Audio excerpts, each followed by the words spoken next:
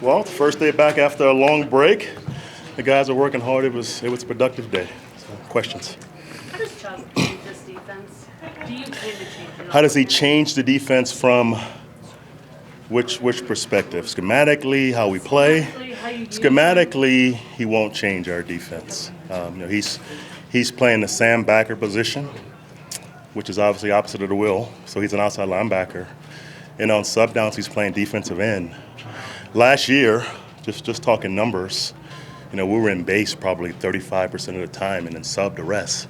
So he's going to be an outside linebacker / defensive end on sub. So schematically, we won't change what we're doing because of one player.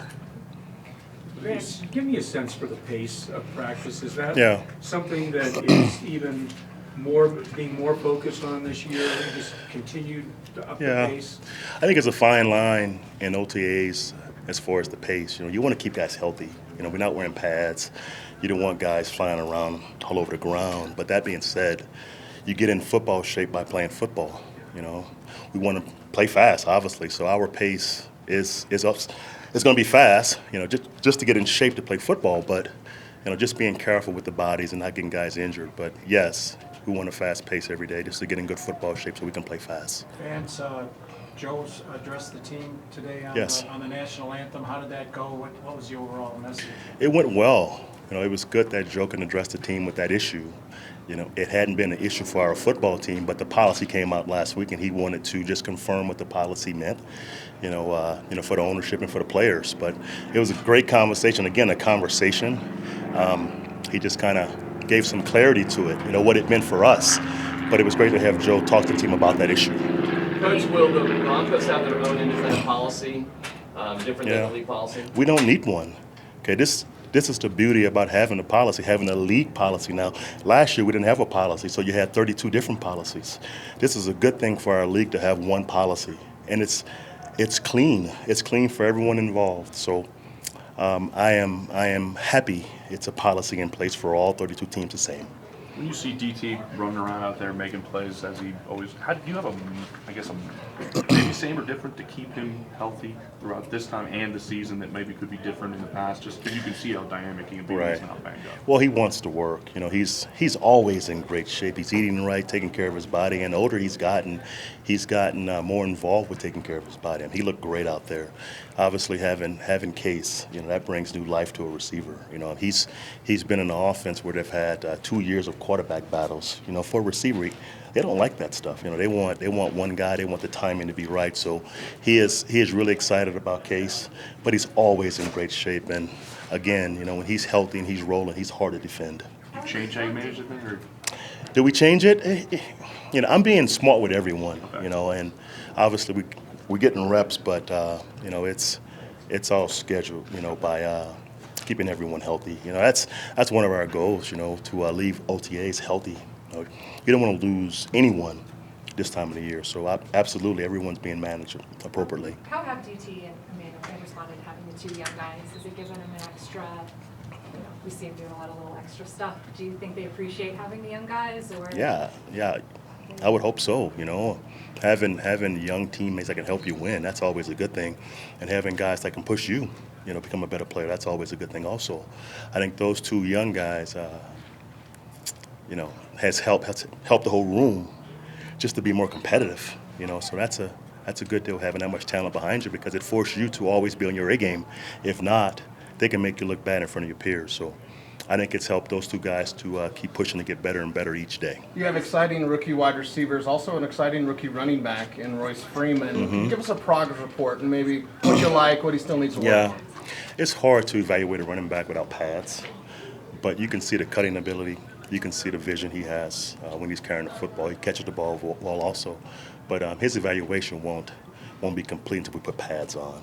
But he's a very detailed player. He knows what to do, and that's half the battle with runners. With Roby out, we saw Brock and Langley get run. What are you seeing from Langley now in year two? Obviously, he was a bit of a project last year. Yeah, he's definitely getting better. He is such a talent. So his problem won't ever be matching up physically. His problem is getting reps enough to know what to do, and to have great technique every play. But physically, he's what you want. He's tall and long. He's great ball skills.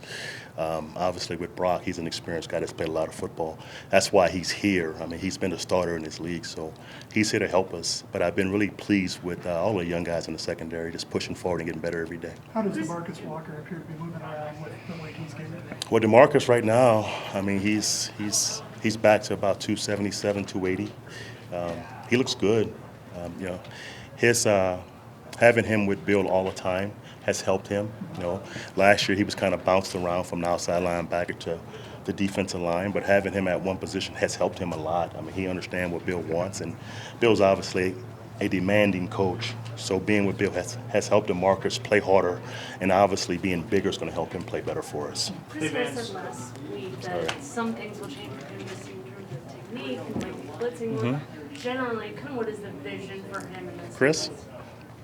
It didn't change much for Chris. You know, obviously he's a great player. He played really well for us last year.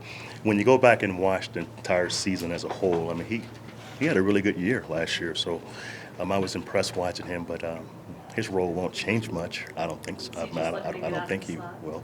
No, he likes the slot, and obviously the slot. That's a huge position for us on third downs and obviously sub downs. And to be a great slot player, you have to be a smart player.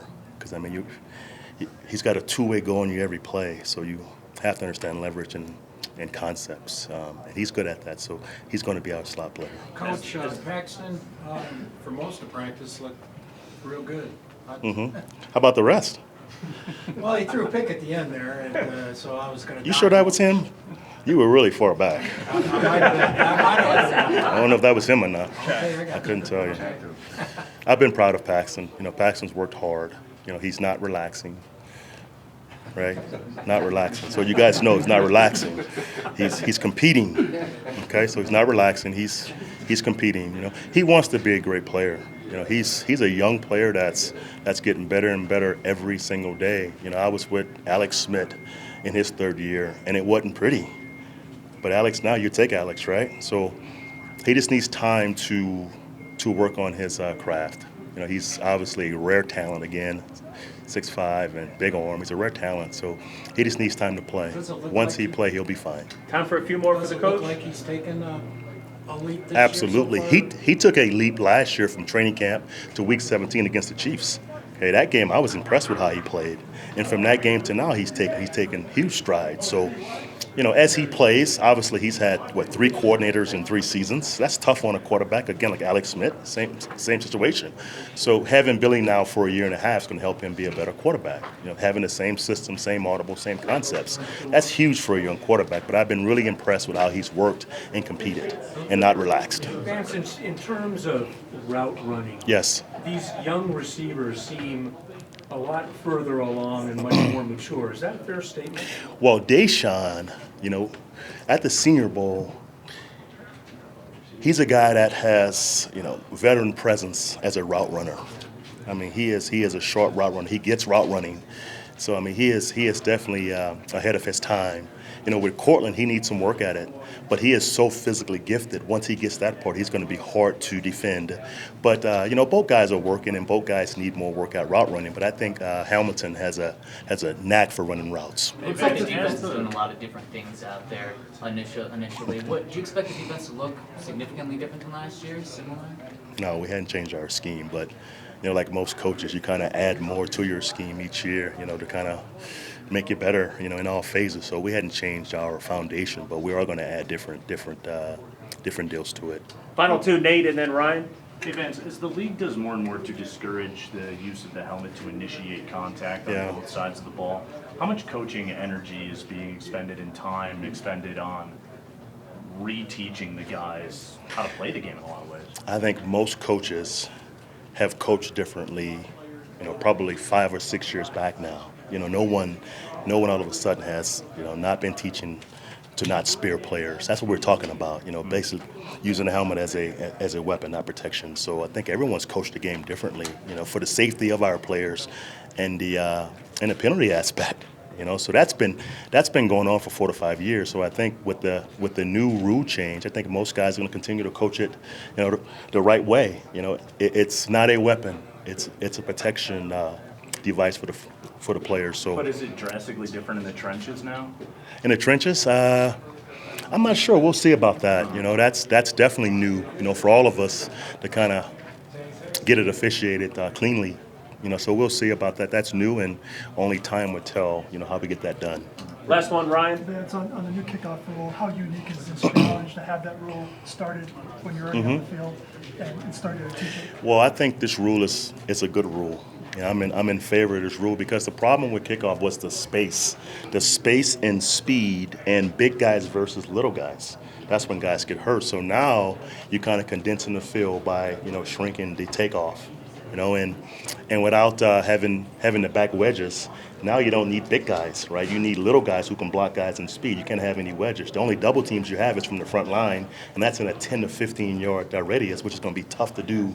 So it's going to go to a safer play because it's going to be manageable in effect of having skill on skill, big skill on big skill. It won't be offensive linemen blocking skill players because it's going to be a speed and skill play now.